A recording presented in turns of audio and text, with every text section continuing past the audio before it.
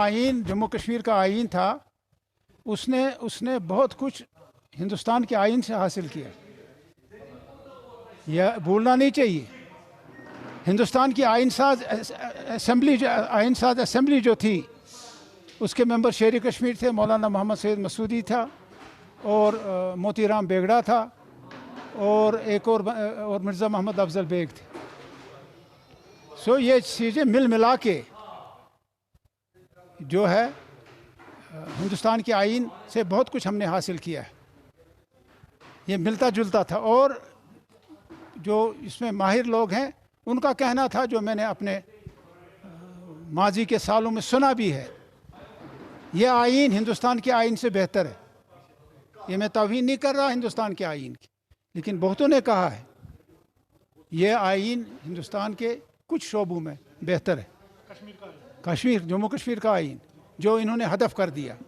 और सितम ज़रीफ़ी देखिए, जिन्होंने ये अपने लिए आइन बनाया, अपने नुमाइंदों के ज़रिए से जो इलेक्शन में चुने गए, अपनी असेंबली में पास किया, वो आइन को ख़त्म करने में कानो कान भी यहाँ के अवाम को ख़बर तक नहीं रखी।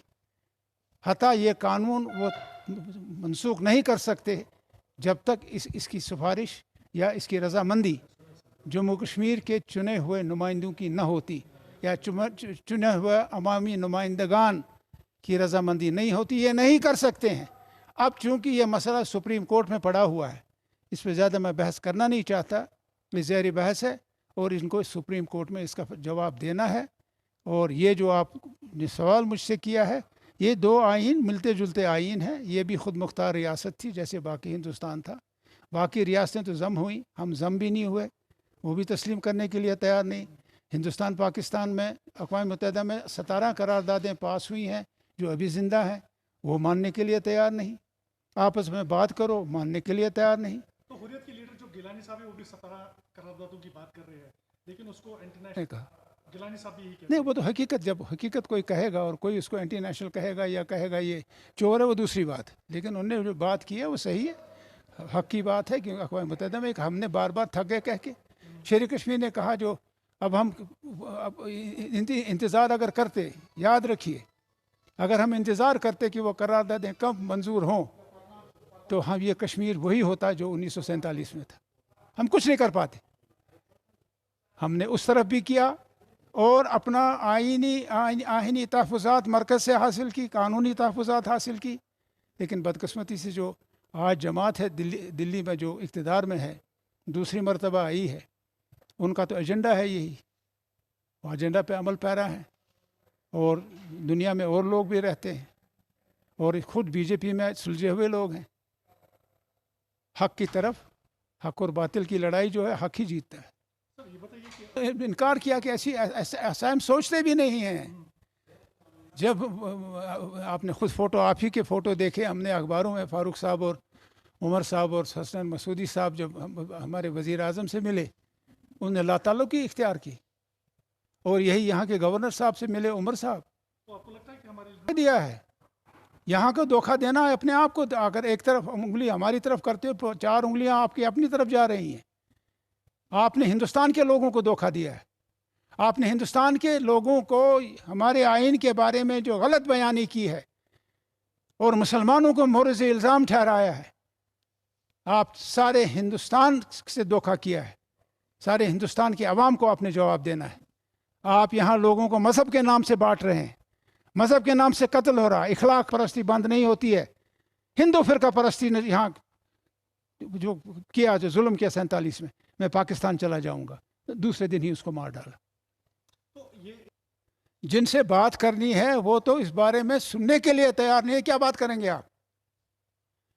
वो तो आपकी, अगर आप मुसलमान हैं और मेरी, मैं मुसलमान हूँ, हमारी जान के पीछे लगे हुए हैं। हमारी तो थोड़ी बहुत हैसियत है। आम आदमी की बात कीजिए, जिनका जीना हराम कर दिया है। रोज लोग मर रहे हैं और वो कह रहे हैं जी हमने काबू पा लिया है। नहीं, नौजवान मौत के बैंठ चढ़ रहे हैं।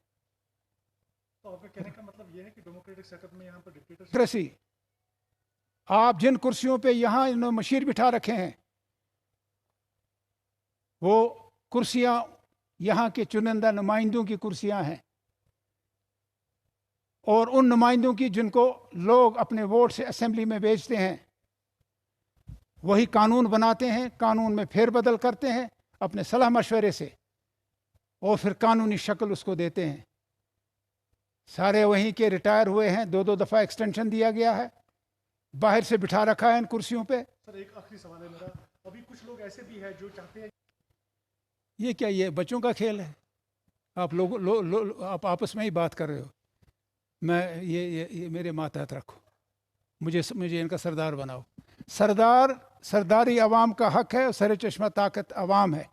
ये नेशनल कॉन्फ्रेंस का नस्बुलैन रहा है, और इख्तिदार और इख्तियार अवाम को मुंतकिल हुआ 47 में। ये अवाम फैसला करेगी कि उन कुर्सियों पे कौन बैठेगा जो इनके फिर हुक्म चलाएंगे। ये किसी अरे गरे नथु खैरे का नहीं है।